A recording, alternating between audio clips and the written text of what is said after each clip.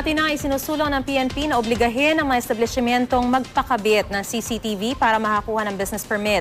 Hindi raw kasi maikakaila ang malaking naitutulong ng mga ito para mapabilis ang paglutas sa mga kaso at krimen. Balitang hatid ni JP Soriano.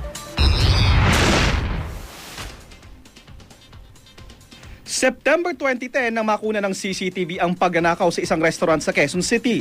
Ipinalabas ito sa 24 oras at nai-report sa pulis. Hindi pa nahuhuli ang sospek hanggang ngayon, pero nag-iwan ng leksyon sa mga staff ng restaurant ang modus ng sospek na nagpanggap na customer.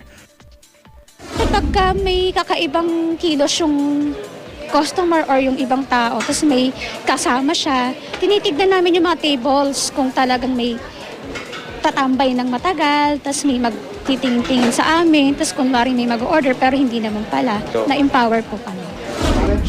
Ayon sa PNP, hindi maikakailang napapabilis ng mga CCTV ang kanilang investigasyon sa isang kaso o krimen. Ang nakunang pananakit ng isang customer sa kahera ng restaurant sa Maynila halimbawa, maaari raw gamiting ebidensya sa korte. To establish yung identity, to establish the guilt of the concerned party. Wala naman nababiolate na right dyan dyan sa parte ng criminal. Kaya yan po ay tinatanggap ng maraming korte.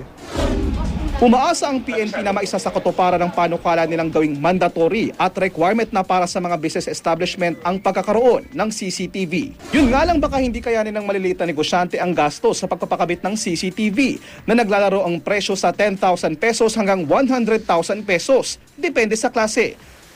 Yung pagpuputap ng CCTV, while useful, may not be that practical.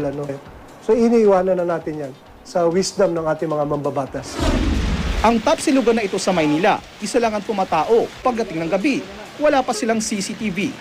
Kung ako po yung tatanungin, pabor po ako ron para namin po sa seguridad namin o sa seguridad ng mga kumakain po. Pero mayroon ring maliit na negosyo ang nagpakabit na ng CCTV. Tulad ng isang bakery sa Balintawak na hinodab kamakailan at binugbog pa ang babaeng tindera.